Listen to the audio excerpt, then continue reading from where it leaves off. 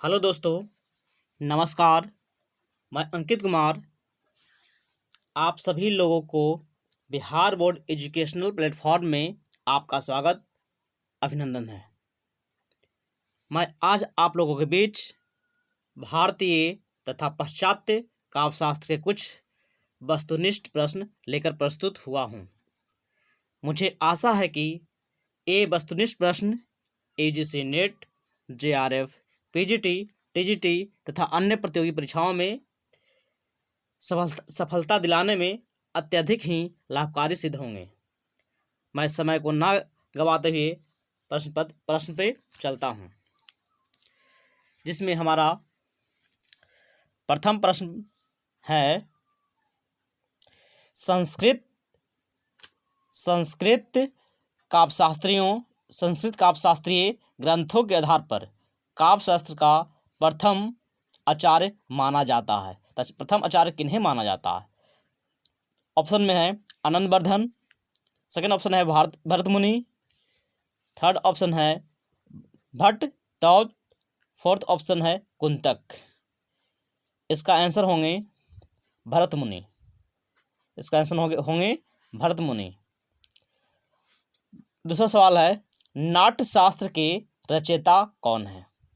यानी नाट्यशास्त्र के रचयिता ऑप्शन में है मम्मट, उद्भट, भरत मुनि, भामा। तो इसका उत्तर होंगे भरत मुनि। क्या होंगे दोस्त? तो भरत मुनि, नाट्यशास्त्र के रचयिता भरत मुनि। नेक्स्ट हमारा सवाल है काव्य अलंकार किसकी रचना है? काव्य अलंकार किसकी रचना है? ऑप्शन है भामा, जगन्नाथ, कुंतक, विश्वनाथ। तो हमारा उत्तर होगा भामा।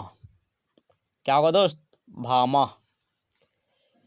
नेक्स्ट अगला सवाल है भामा किस संप्रदाय के प्रवर्तक हैं? नंबर 1 में है रीति में, वक्रोक्ति के, ध्वनि के, अलंकार के। तो भामा किस संप्रदाय के समर्थक हैं? भामा अलंकार संप्रदाय के समर्थक हैं। कौन से? तो अलंकार संप्रदाय के समर्थक हैं। नेक्स्ट अगला सवाल है मेरा है भामा के ग्रंथ के आधार पर भामा विवरण की रचना करने वाले आचार्य कौन हैं? उद्भट, कुंतक, भट्टतौत, आनंदवर्धन। तो इसका उत्तर होंगे उद्भट। नेक्स्ट अगला सवाल है अभिनव भारती में किस ग्रंथ की टीका व व्यवस्था है? पहला ऑप्शन है साहित्य दर्पण, सेकंड नाट्यशास्त्र, थर्ड काव्य कौतुक, फोर्थ काव्य प्रकाश। इसका उत्तर होंगे 2 नाट्यशास्त्र। नहीं, अभिनव भारती में किस ग्रंथ का टीका व व्यवस्था है? तो नाट्यशास्त्र का। नेक्स्ट सवाल है काव्यदर्श एवं दशकु कुमारचरित ग्रंथों के रचयिता कौन हैं? पहला है भरत, दूसरा है भामा, तीसरा है दंडी, चौथा है भट्ट तौत। तो इसका उत्तर हो जाएगा दांडी। नेक्स्ट अगला सवाल है दंडी किस संप्रदाय के समर्थक थे?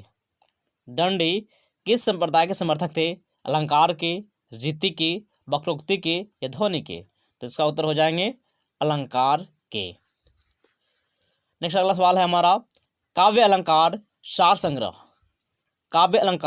सार संग्रह किसकी रचना है? उद्भट का, मम्मट का या भट्टतौत का या महिम भट्ट का? तो इसका उत्तर हो जाएगा उद्भट का। काव्य अलंकार सूत्रवृत्ति रचना के रचनाकार हैं। कौन है? तो राजशेखर, बामन, भोज, रयुवक। तो इसका आंसर हो जाएगा बामन। काव्य अलंकार सूत्रवृत्ति के रचनाकार कौन है? तो बामन। वामन किस संप्रदाय के समर्थक थे?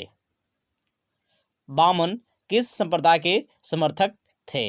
रस का, अलंकार का, रीति का या ध्वनि का? तो इसका उत्तर हो जाएगा रीति का। नेक्स्ट अगला सवाल है, काव्य अलंकार सूत्रवृत्ति के हिंदी अनुवाद की भूमिका किसने लिखी है? यानी क्या काव्य अलंकार सूत्रवृत्ति के हिंदी अनुवाद की भूमिका किसने लिखी है? पहला ऑप्शन है डॉक्टर नागेंद्र, दूसरा ऑप्शन है आचार्य शुक्ल, तीसरा ऑप्शन है रामकुमार वर्मा, चौथा ऑप्शन है अगेय। तो इसका उत्तर हो जाएगा doctor Nagendra, doctor Nagendra. Next अगला हमारा सवाल है, नायक नायक नायिका भेद नायक नायिका भेद का विस्तृत निरूपण सर्वप्रथम किस संप्रदाय में किया गया? किस संप्रदाय में किया गया? काव्य प्रकाश में या नाट्यशास्त्र में या साहित्य दर्पण में या काव्य अलंकार में? तो इसका उत्तर हो जाएगा काव्य अलंकार। चौदह प्रश्न है, प्रयाण रस की सर्वप्रथम चर्चा किस आचार्य ने की? उद्भट ने, रुद्रट ने, आनंदवर्धन ने, मम्मट ने? तो इसका उत्तर हो जाएगा रुद्रट ने। अगला सवाल है मम्मट। अगला सवाल है, ध्वन्यलोक के रचनाकार कौन है? ध्वन्यलोक के रचनाकार कौन है? मम्मट, आनंदवर्धन, वामन, उद्भट? इसका उत्तर हो जाएगा आनंदवर्धन। ध्वन्यलोक के प्रधान किसके? तो ध्वन्यलोक के प्रधान आलोचक कौन माने जाते हैं? ऑप्शन में है जगन्नाथ, मम्मट, अभिनव गुप्त, दंडे। तो इसका आंसर हो जाएंगे अभिनव गुप्त। ध्वन्यलोक का टीका का नाम, ध्वन्यलोक की टीका का नाम है काव्य मीमांसा है या रस गंगाधार है या लोचन है या नाट्यशास्त्र है? इसका उत्तर हो जाएगा लोचन। नेक्स्ट अगला हमारा सवाल है, ध्वन्यलोक का टीका, ध्वन्यलोक का टीका लोचन के रचनाकार हैं कौन है? तो अभिनव गुप्त, राजशेखर, महिम भट्ट, भोज। तो इसका उत्तर हो जाएगा अभिनव गुप्त। नेक्स्ट हमारा सवाल है, काव्य मीमांसा के रचनाकार कौन है? काव्य मीमांसा के रचनाकार कौन हैं? राजशेखर, भट्टोत, विश्वनाथ, जगन्नाथ? तो इसका आंसर हो जाएगा इसका आंसर हो जाएगा काव्य मीमांसा के रचनाकार कौन है? तो राजशेखर होंगे कि भट्टनाथ होंगे या विश्वनाथ होंगे या जगन्नाथ होंगे? तो राजशेखर। इसका आंसर क्या हो जाएगा दोस्त? राजशेखर। नेक्स्ट हमारा सवाल है, 10 रूपक के रचनाकार कौन है? 10 रूपक के रचनाकार कौन है? विश्वनाथ, वामन, धनंजय या कुंतक? तो इसका आंसर हो जाएगा धनंजय। नेक्स्ट अगला सवाल हमारा है, वक्रोक्ति जीवितम किसकी रचना है? भरत मुनि या कुंतक या वामन या क्षेमेंद्र? इसका आंसर हो जाएगा कुंतक। वक्रोक्ति को काव्य का जीवन, वक्रोक्ति को काव्य का जीवन किस आचार्य ने माना है? क्षेमेंद्र को। किस आचार्य ने माना? क्षेमेंद्र ने, कुंतक ने, धनिक ने या धनंजय ने? किसने? तो कुंतक ने। व्यक्ति विवेक की रचना, व्यक्ति विवेक रचना के रचनाकार कौन हैं? धनंजय हैं, महिम भट्ट हैं, जगन्नाथ हैं, भोज हैं? तो इसका आंसर हो जाएंगे महिम भट्ट। नेक्स्ट हमारा अगला सवाल है, औचित्य विचार चर्चा, औचित्य विचार चर्चा एवं कवि कंठाभरण के रचनाकार कौन है? विश्वनाथ जी, दंडी, कुंतक, क्षेमेंद्र। तो इसका आंसर हो जाएगा क्षेमेंद्र। हमारा अगला सवाल है, सरस्वती कंठाभरण किसकी रचना है? सरस्वती कंठाभरण किसकी रचना है? ऑप्शन में है दंडी, आनंदवर्धन, भोजराज, भामा। इसका आंसर हो जाएगा भोजराज। काव्य प्रकाश के रचनाकार कौन है? काव्य प्रकाश के रचनाकार कौन है? दंडी, ऑप्शन नंबर 1 में है दंडी, मम्मट, कुंतक, भोज। तो इसका आंसर हो जाएगा मम्मट। नेक्स्ट अगला सवाल हमारा है, अलंकार सरस्वा के रचयिता है कौन है? तरोयक, विश्वनाथ, मम्मट या जगन्नाथ। कौन? तो इसका हो जाएंगे रोयक।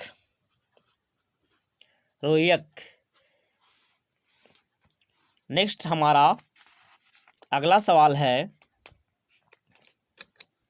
साहित्य दर्पण किसकी रचना है?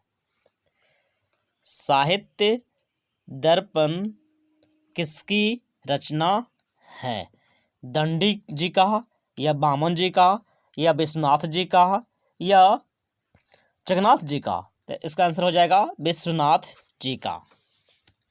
नेक्स्ट हमारा अगला सवाल है, रस गंगाधर के रचयिता कौन है?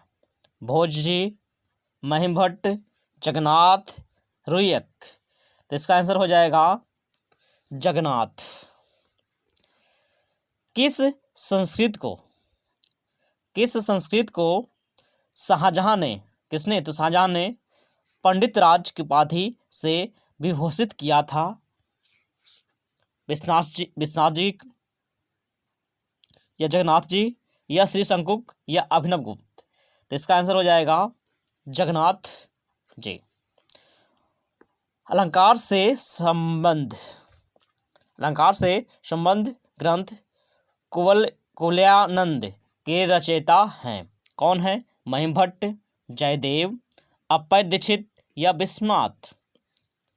इसका आंसर हो जाएगा अप्पय दीक्षित। अगला हमारा सवाल है, प्रतिभा के दो भेद कार्यित्री एवं भावयित्री किस आचार्य ने किए? हमारा पहला ऑप्शन है Vishwanath, second Rajashekhar, third Mammata, fourth Bhoja. तो इसका आंसर हो जाएंगे राजशेखर। अगला हमारा सवाल है, किसकी प्रतिभा को भावयित्री प्रतिभा कहा जाता है? भावयित्री प्रतिभा कहा जाता है सहृदय को, कवि को, या भावुक को, या निबंधकार को। तो यहाँ हो जाएगा सहृदय को। अगला हमारा सवाल है, प्रज्ञा नवनोन्मेष शालिनी प्रतिभा मता किसकी पंक्ति है? रुद्रद की है, या जगन्नाथ की है, या भट्ट लोलट यानी भट्ट तौत की है, या बामन की है। तो हमारा इसका आंसर हो जाएगा भट्ट तौत या भट्ट लोलट की। नेक्स्ट हमारा अगला सवाल है, कितने प्रकार के काव्य हेतु माने गए हैं? कितने प्रकार के काव्य हेतु माने गए हैं? 5 प्रकार के, या 3 प्रकार के, या 4 प्रकार के, या 7 प्रकार के। इसका आंसर हो जाएंगे 3 प्रकार के काव्य हेतु माने गए हैं। अगला सवाल है, धर्मार्थक काम मोक्षेषु वैच्छन्यम क्लासु च किसकी पंक्ति है? भामा की, मम्मट की, या भरत की, या बामन की। इसका आंसर हो जाएगा भामा की। नेक्स्ट अगला सवाल है, काव्यम यश षोडर्थकृते व्यवहारविदे शिवेत रक्षते सध परनिर्वृत्तय कांता समितियोपदेशेषु काव्य प्रयोजन में उक्त परिभाषा किसकी है? भामा की है, या कुंतक की है, या मम्मट की है, या जगन्नाथ की है?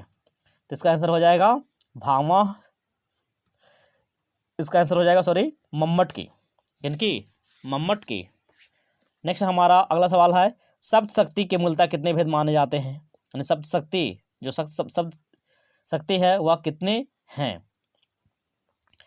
1, 4, 5, 3। तो यहाँ हो जाएगा 3। शब्द शक्ति कितने? 3। जब प्रसिद्ध अर्थ अथवा साक्षात संकेतित या अर्थबोध के मूल कारण उपलब्धि हो तब कौन सी शब्द शक्ति होती है? लक्षणा शक्ति होती है, या अभिधा शक्ति होती है, या व्यंजना शक्ति होती है, या तात्पर्य वृत्ति होती है? तो इसका आंसर हो जाएंगे अभिधा शक्ति। अभिधा शक्ति। नेक्स्ट अगला हमारा सवाल है, जहाँ मुख्यार्थ की बाधा होने पर रूढ़ि अथवा प्रयोजन के कारण मुख्यार्थ से संबंध अन्य अर्थ या लक्षित हो वहाँ शब्द शक्ति होती है। वहाँ कौन सी शब्द शक्ति होती है? तो लक्षणा शब्द शक्ति होगी, या तात्पर्य होगी, या अभिधा शक्ति होगी, या व्यंजना शक्ति होगी? इसका आंसर हो जाएगा लक्षणा शक्ति। नेक्स्ट हमारा अगला सवाल है, रूढ़ा और प्रयोजनावती किस शब्द शक्ति के प्रमुख भेद हैं? अभिधा का, या व्यंजना का, या लक्षणा का, या तात्पर्य वृत्ति का? तो इसका हो जाएगा लक्षणा का। नेक्स्ट हमारा अगला सवाल है, अभिधा और लक्षणा द्वारा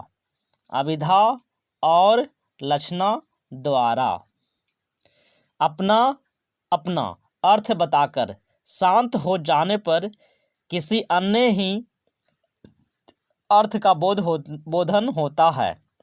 वहाँ कौन सी शब्द शक्ति होती है? तात्पर्य, या व्यंजना, लक्षणा, अभिधा? तो इसका आंसर हो जाएगा व्यंजना। ध्वनि सिद्धांत के प्रवर्तक माने जाते हैं। आनंदवर्धन जी, या मम्मट जी, भामा जी, या वामन जी?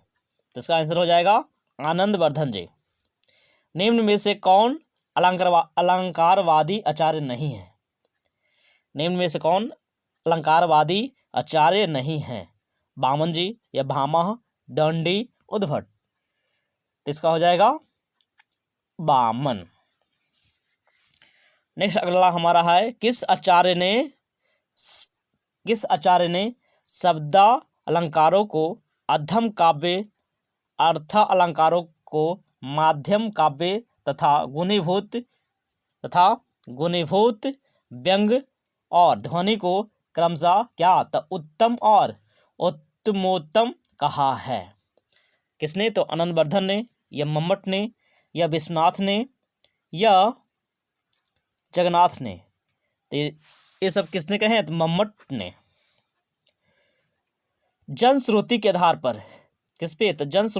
पर किस आचार्य को रस के प्रवर्तक होने का श्रेय दिया गया है? भरत को, नंदकेश्वर को, या भामा को, या दंडी को? तो ये हो जाएगा नंदकेश्वर को। भरत ने रसों की संख्या कितनी मानी है? भरत मुनि ने रस की संख्या कितनी मानी? 10, 5, 8, 9। तो 8। भरत ने रसों की कुल संख्या कितने माने हैं? तो 8।